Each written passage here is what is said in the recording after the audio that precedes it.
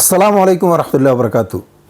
রংপুরের জাজালো মরিচের কথা ভুলে গিয়ে আসুন আমরা সবাই সুন্দরবনের মধুটা আমাদের ঠোঁটে লাগাই। এই চমৎকার কথাগুলোই বললেন জামাতের আমির সংসদের মধ্যে। চলুন আমরা এখন ওনার কথাগুলো শুনবো। যে আমরা রংপুরের ঝাঁঝালো মরিচের কথা ভুলে যাই, আসুন সুন্দরবনের মদিটা একটু আমরা ঠোঁটে লাগাই। চমৎকার। আমরা পারবো, অবশ্যই ইনশাআল্লাহ আমরা পারবো। কেন পারবো না?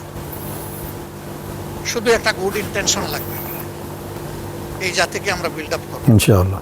আমি প্রথম দিনই বলেছিলাম যে এই চেয়ারে বসা লোকগুলো এখন ওই চেয়ারে, আবার দুই দিকের চেয়ারে বসা অনেকে এখানে নেই। আমরা কোথায় থাকবো জানি না, আমাদের জেনারেশন থাকবে, আমাদের প্রিয় দেশ থাকবে। অবশ্যই আসুন না একটা ভালো প্ল্যাটফর্ম দিয়ে যাই, এখন করতে পারি, এই জায়গায় পড়ে যেতে পারি। 19 জুলাই 2024 তো পড়ে গেছিলাম, 24 না 25-এ সেই পড়া থেকে অনেকে উঠে আসে না।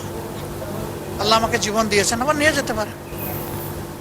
হয়তো সংসদ প্লাজায় কালকে আমার জন্য আপনাদের দাঁড়ানো লাগতে পারে, কিন্তু একটু শান্তি নিয়ে মরি, যে দেশের জন্য ভালো কিছু করে যেতে পারলাম। রাইট।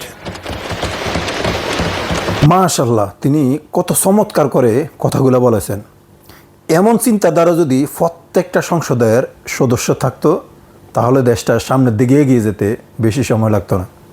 ওনার কথাগুলো কেমন লাগলো দয়া করে জানাবেন, আর ভিডিওটা বেশি বেশি করে শেয়ার করে দিবেন যাতে সবাই জানতে পারে।